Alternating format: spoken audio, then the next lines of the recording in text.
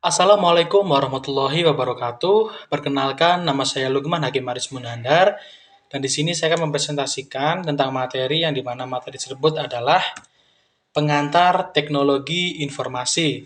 Baik, langsung saja tanpa berlama-lama, kita langsung masuk ke pembahasan. Yang pertama ada perlunya teknologi informasi. Akhir-akhir ini, teknologi informasi dianggap menjadi suatu hal yang sangat penting karena hampir setiap organisasi di era modern saat ini menggunakan teknologi informasi untuk kegiatan organisasi tersebut. Hal ini disebabkan karena, pertama, meningkatnya kompleksitas dari tugas manajemen. Yang kedua, pengaruh ekonomi internasional atau yang sering disebut juga globalisasi. Yang ketiga, perlunya waktu tanggap atau respon time yang lebih cepat dan tepat. Dan yang keempat, tekanan akibat dari persaingan bisnis saat ini.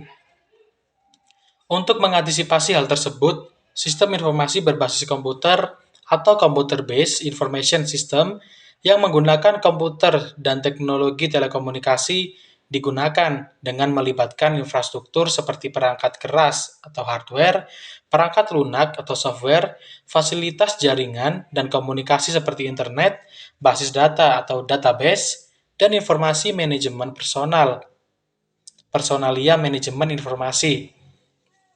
Nah, dengan masalah dan solusi itu tadi, diharapkan dengan penggunaan komputer dalam sistem informasi organisasi dapat menyediakan hal-hal sebagai berikut yang kita bahas sebagai manfaat penggunaan komputer dalam sistem informasi.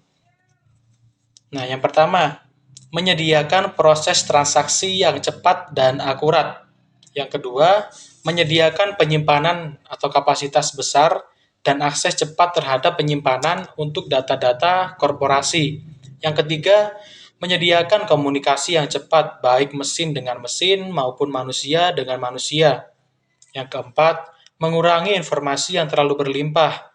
Yang kelima, mengurangi batasan-batasan dalam organisasi dan antar organisasi dalam rantai pengambilan keputusan.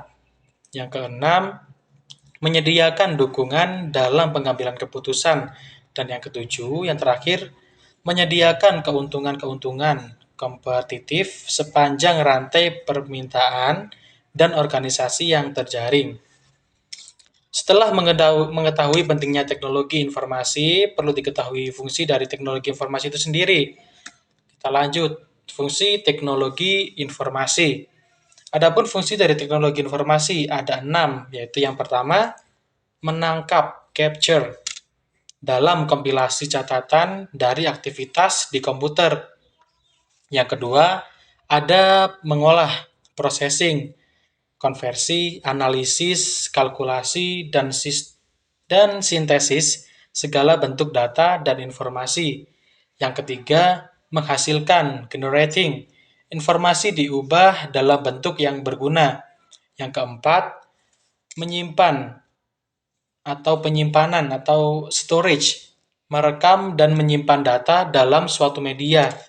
Yang kelima, ada mencari kembali atau retrieval, kalau saya nggak salah baca ya, retrieval, menelusuri data yang sudah tersimpan. Yang keenam, ada transmisi atau transmission, mengirimkan data dari suatu lokasi ke lokasi yang lain. Nah, dari keenam fungsi teknologi informasi tersebut dapat memberikan keuntungan bagi organisasi maupun individu yang dapat memaksimalkan teknologi informasi. Keuntungannya apa? Kita bahas. Keuntungan teknologi informasi. Yang pertama, ada speed atau cepat atau kecepatan. Komputer dapat mengerjakan sesuatu perhitungan yang kompleks jauh lebih cepat dari yang dapat dikerjakan oleh kita sebagai manusia. Yang kedua, ada konsistensi atau konsisten. Hasil pengolahan komputer tidak akan berubah-ubah karena formatnya sudah standar. Yang ketiga, ada precision atau ketepatan. Komputer dapat mendeteksi suatu perbedaan yang tidak dapat dilihat dengan kemampuan manusia, termasuk perhitungan yang sulit. Dan yang keempat, yang terakhir, reliability atau kehandalan. Apa yang dihasilkan komputer lebih dapat dipercaya hasil pengolahannya dibandingkan jika menggunakan pengolahan secara manual. Fungsi dan keuntungan teknologi informasi ini sepenuhnya menggunakan alat bantu komputer dalam pengolahan data mentah menjadi informasi yang berguna. Untuk itu, kita pun sebaiknya memahami apa itu komputer, perkembangan komputer, dan klasifikasi komputer. Nah, definisi komputer. Pertama, definisi dari perkembangan teknologi informasi ini yaitu komputer. Pengertian komputer, apa itu komputer? Komputer diambil dari bahasa Latin, computare. Kalau salah baca ya, apa? Ini komputer. Gak tahu lah saya bacanya mungkin salah ya. Yang artinya menghitung. Menurut Robert H. Blismer, dalam komputer anual, komputer adalah suatu alat elektronik yang mampu melakukan beberapa tugas, antara lain yang pertama, menerima input. Yang kedua, memproses input sesuai dengan programnya. Yang ketiga, menyimpan perintah dan hasil pengolahan. Dan yang keempat, menyediakan output. Dan yang keempat, menyediakan output untuk informasi. Komputer menurut Donald H. Sanders, dalam Computer Today, komputer dapat didefinisikan sebagai sistem elektronik untuk memanipulasi data yang cepat dan tepat, serta dirancang dan diorganisasikan supaya secara otomatis menerima dan menyimpan data input, memprosesnya, dan menghasilkan output di bawah pengawasan suatu langkah-langkah instruksi program yang tersimpan di memori, storage program. Menurut pandangan bisnis, komputer menurut William M. Fourie dalam Introduction to the Computer, the Tool of Business didefinisikan sebagai suatu pemproses data prosesor yang dapat melakukan perhitungan besar dan cepat, termasuk perhitungan aritmatika yang besar atau operasi logika, tanpa campur tangan dari manusia mengoperasikan selama pemprosesan. Berdasarkan beberapa pengertian tersebut, dapat disimpulkan komputer dapat didefinisikan sebagai yang pertama, alat elektronik. Yang kedua, dapat menerima input data, dapat mengolah data, dapat memberikan informasi, menggunakan suatu program yang tersimpan di memori komputer, dapat menyimpan program dan hasil pengolahan, dan yang terakhir, bekerja secara otomatis. Nah, setelah kita mengenal komputer, kita akan membahas tentang siklus pengolahan data. Siklus pengolahan data dapat dibagi pada siklus input, siklus proses, dan siklus output. Siklus input adalah tahapan memasukkan data ke dalam proses komputer melalui alat input. Siklus proses adalah tahapan pengolahan data dengan alat pemproses processing device yang berupa proses menghitung, membandingkan, mengklasifikasikan, mengurutkan, mengendalikan, atau mencari di storage atau penyimpanan. Siklus output adalah proses menghasilkan output dari hasil pengolahan data dengan menggunakan alat output atau output device. Dalam perkembangannya, siklus pemrosesan data dapat diperluas dengan siklus organization dan siklus distribution. Siklus organization merupakan tahapan proses pengumpulan data yang merupakan proses pencatatan data ke dokumen dasar. Siklus distribution merupakan tahapan proses dari distribusi output kepada pihak yang berhak dan membutuhkan informasi. Siklus pemrosesan data yang diperluas ini memerlukan storage yang merupakan proses perekaman hasil pengolahan ke alat penyimpanan. Data yang disimpan dapat dipergunakan kembali sebagai alat input. Setelah itu kita akan membahas tentang sistem komputer. Setelah memahami apa itu komputer dan siklus pengolahan data, kita perlu memahami juga terkait sistem elemen yang saling berhubungan, membentuk suatu sistem tersebut.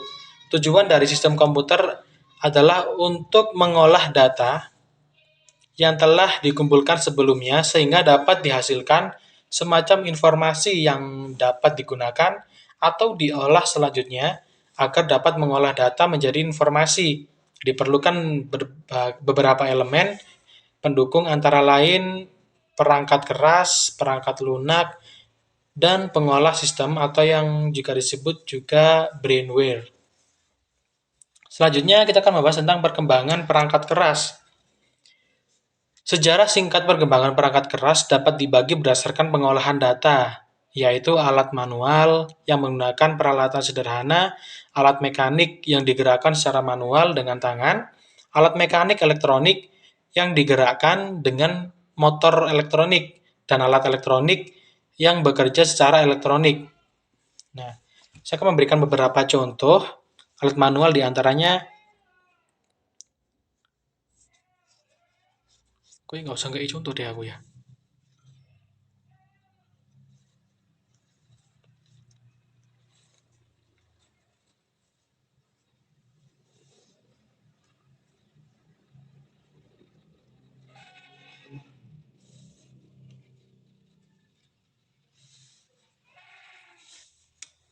Dan komputer sendiri itu juga terus berubah, terus berkembang dengan teknologi yang ada dan dari generasi ke generasi ya.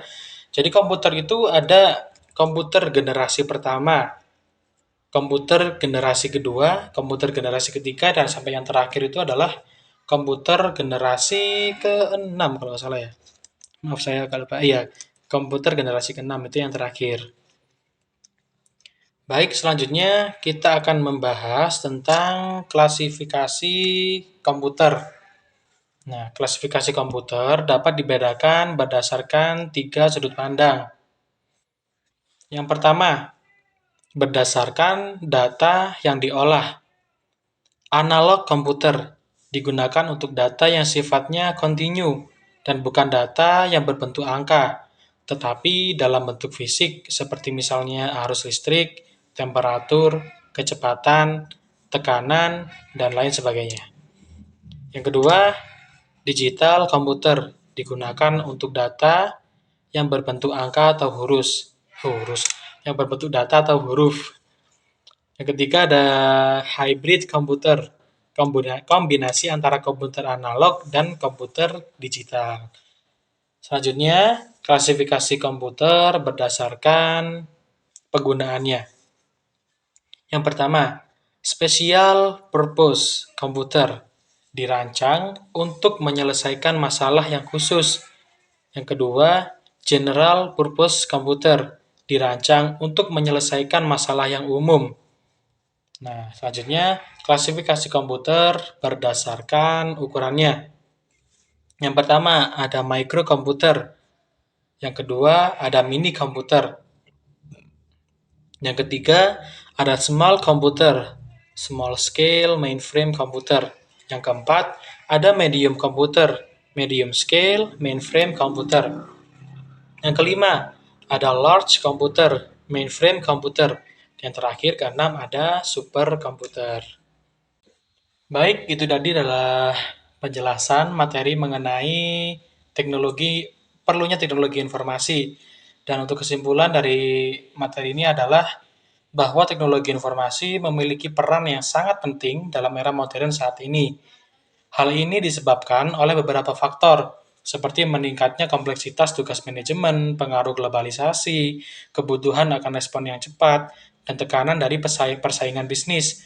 Untuk mengatasi tantangan ini, organisasi menggunakan sistem informasi berbasis komputer yang melibatkan perangkat keras, perangkat lunak, jaringan, basis data, dan personil manajemen informasi. Teknologi informasi memiliki beberapa fungsi, termasuk menangkap, mengolah, menghasilkan, menyimpan, mencari kembali, dan mentransmisikan data.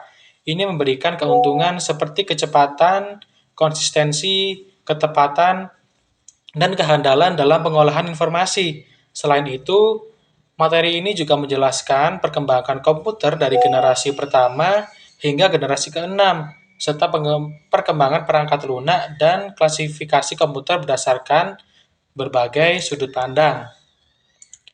Kesimpulannya materi ini menyoroti kepentingan teknologi informasi dalam mengatasi tantangan modern dan memberikan gambaran perkembangan komputer serta perangkat lunak yang mendukungnya. teknologi informasi menjadi inti dari banyak aspek kehidupan dan bisnis saat ini.